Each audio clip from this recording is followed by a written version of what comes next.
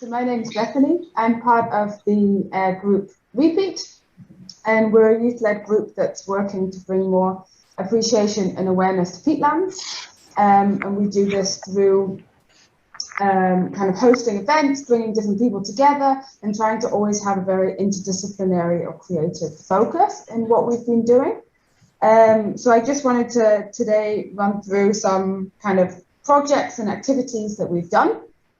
And hopefully that kind of sparks something, or it's interesting to you, or maybe we can work together in the future. We have been focusing on peatlands, which I suppose is not super relevant to some of you. Maybe you're also working with different types of wetlands. But of course, we're always happy to kind of collaborate with lots of different people and to kind of talk more about peatlands and hear about other wetlands as well. So just a little bit about how we started. So originally we were a group of people in Amsterdam, and we just wanted to do a very localized group.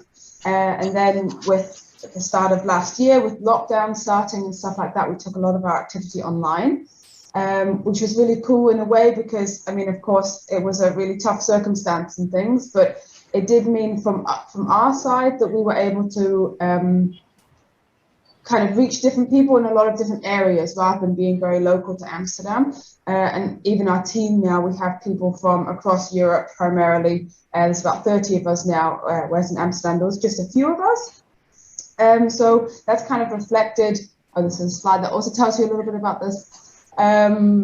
So that's kind of reflected in the first event that we held as well, which was in the end of May in 2020. This is the flyer from the 2021 version, but it was an online peat fest, and it was just 24 hours of all sorts of different peatland talks and events, and the whole idea trying to be reaching people from across the world, so different events in different time zones, and also looking at peatlands from a lot of different disciplines as well. So ecology, but also looking at the historical context, or singing songs, or reading poetry, looking at the archaeological side of things as well.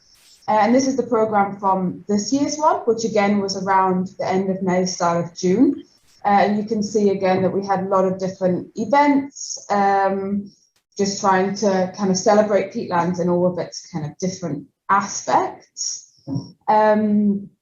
So that was one event that we held, and it's been really successful, I think, for us to connect with different people. For us, we were also quite new to peatlands, a lot of us, when we first started. So in a way, it was kind of a big educational experience for us as well, to have all of these events going on and to learn so much as we went.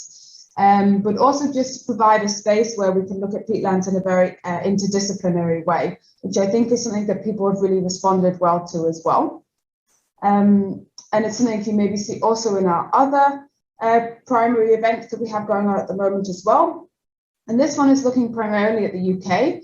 And the idea was to connect peatlands to a certain other issue every time, or other topic.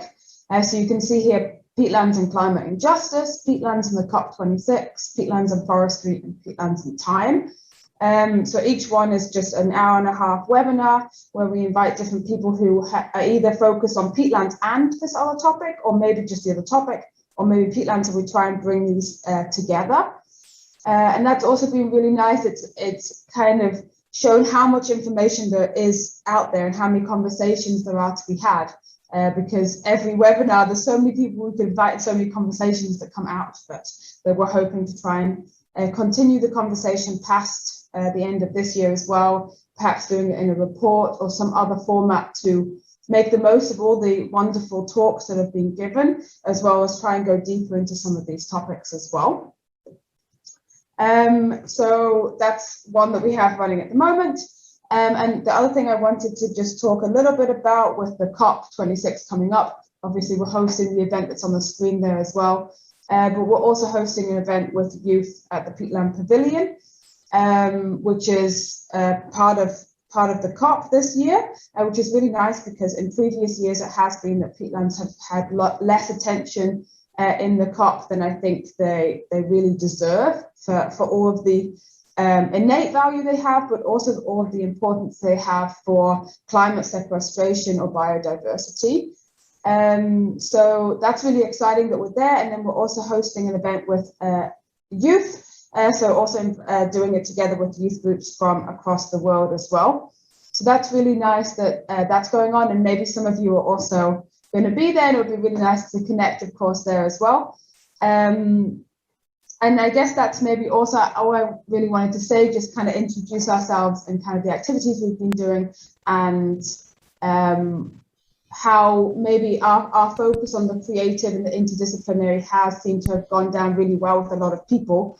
So something that I think a lot of groups are starting to do now as well, are realizing that all these different perspectives we can have and all of these different ways of teaching and learning together is just really, really valuable. And then that the collaboration is also a really important one as well. So you can find us on these social media platforms. You can also send us an email or ask us any questions. We're always up for kind of chatting with people and finding out about what you're doing and ways that we could potentially work together and talk about peatlands, basically. So thank you, everyone.